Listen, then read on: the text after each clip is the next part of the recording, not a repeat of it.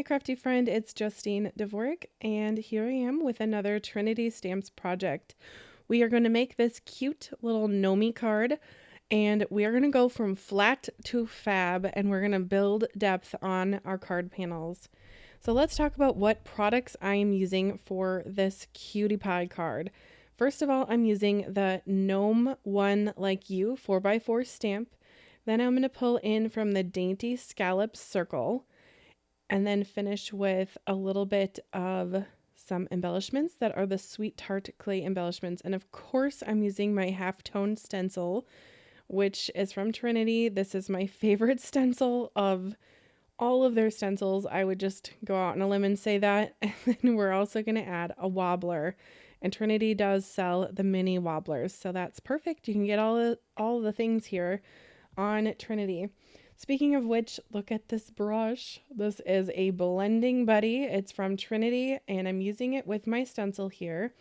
And I'm doing a tone on tone. So I have some red cardstock from my stash and some red ink that is from Simon Hurley there from my stash. And I'm just building just a hint of a little bit of texture on the background. I'm going to remove it. I'll just show you how I put my little lids on. I'll show you twice. I just kind of put it at an angle, twist, twist, twist, snap. Carrie taught me how to do that, and that's what I do. All right, so I don't want it to be super flat. I want it to be kind of an abstract background. So I'm going to do this whole process once again. But the second time, I'm just going to use up whatever remains on the stencil for ink. I'm not adding any more ink. This is just, again, like a little whisper of texture. There we go. Snap. I've got it back on. So you can see the little circles, they're not perfect. It's not straight. It's just a little bit of texture, and that just helps build depth. Speaking of building depth and adding interest, I'm going to add some little splatter here. I like to use the little spray bottle, like the little wands, and I always spray off camera, but here's what it looks like when it's done. Ta-da! So I have some worn lipstick oxide there and some white acrylic splatter. I'm going to set that off to the side, and as that dries, let's color up my gnome. I love gnomes so much. I think they are so cute and they make me smile. And look at this guy's little feet and toes. So ridiculously cute. Well, I am going to color him up with some Copic markers, starting with his skin. We'll just build a little bit of some depth and shadow with just adding the darkest color of each color that I'm using here on the bottom of the image, and then just building up a little bit of a lighter color toward the top as if the light source was coming from above, because he's floating around and maybe the light is above him.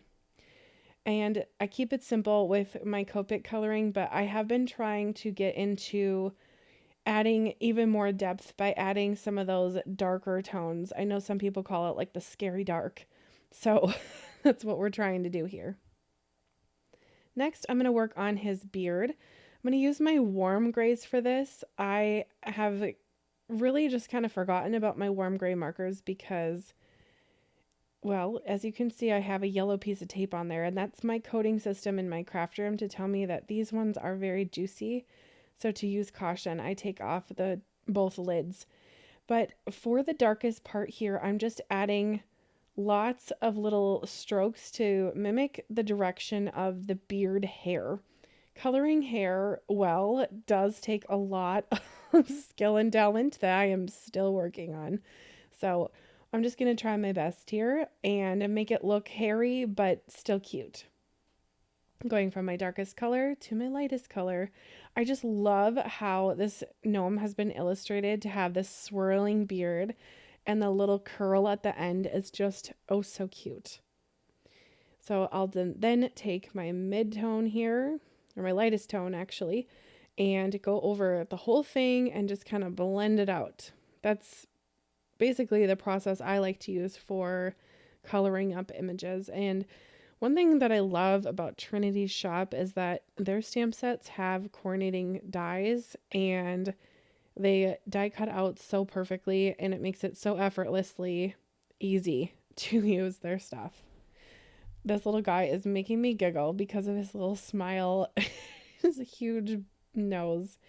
All right, moving along, now that his hair and skin is colored, I'm going to work on his wings next. Now, I wanted them to be kind of like a purpley blue, so I'm going with the blue-violet color here, and then bringing in some more blue tones to keep that blue throughout. I think red and blue are a great little color combination, and it just kind of is a little bit of a nod to that wing color. You could do grays, but although, I don't know, my wings, I wanted the wings to stand out from the beard, basically. If I were to make the wings gray or even use a cool gray, I think it would have blended in too much and it wouldn't have been enough color definition to make the beard and the wings be separate. And I didn't want it to look like one huge blob. Moving on to all of the little red parts, I'm going to make the heart and the hat, and then his little arrows and arrow satchel, this red color combination. And I just kind of like to use my dark tone again and then go medium and then light. But a good way to build that depth, because that's what we're working on today, is to have the light source coming from one direction. So I try to do that with the skin, having the light come from above. You can also have the light coming from different corners of your card. It just kind of depends, but whatever you choose, just try to keep it consistent throughout your project. And then it will look a little more realistic and seamless. Now I'm going to finish off with my lightest red here. This is prawn. It always makes me giggle because I think of all the Australians with the shrimp and the prawn. Love that. There we go. We'll just blend that out. And then adding a little bit of white gel pen on top at the end here in a few minutes really does finish off the cuteness of this little guy. Then I wanted to bring in some pinks. So I did a little bit of auditioning of which pink I wanted to use. And I ended up going with this one, just going around the whole heart. No shading with this part, but I think it's just fine because we're going to add some white gel pen. And then I am leaving the little lacy doily part of the heart that he's holding white to kind of coordinate with that round circle die that I'm going to be using in just a minute here. I'll just quick die cut that out. 1, 2, 3. Ta-da! Ta-done. Isn't that easy peasy? I love it. So then after that, we're going to build dimension and such with that white gel pen, like I said. Do a little bit of that speeding up, but I'm adding it to the top parts of all of the images, so as if the light would catch those tall parts. Now that my background is dry, I can add on my layers. And of course, my sentiment. The stamp set comes with 2 sentiments, which is great because you can choose what you want. But to help build my depth, I'm going to add foam to the back of these pieces. I have the Dainty Scallop Circle die, which is a great die set. It has, let's see here, it has 1, 2, 3, 4, 5, 6, 5. 1, 2, 3, 4, 5, 5 circles. Oh, that messed with my eyes for just a second there. There's a lot of circles happening. But it has 5 layers. You can build layers and depth that way. But I'm going to use just one of those. I'm using the second largest circle. And it fits perfectly on an A2. Isn't that nice? Oh, yes. And then I'm taking this circle. Now, this was just a leftover scrap from one of the other projects that I did with the mini album. So it would fit on a mini album if you wanted to use the Dainty Scallop Circle for a mini album. But I figured let's just add another panel to help build that depth. And then I'm going to pop up my sentiment here with some foam tape as well. Popping all the things up with all of the foam to make it nice and keep the dimension closer to the viewer, and that helps it go from flat to fab. Now for little wobblers, I like to put the thickest part of the wobbler onto the item I want to wiggle.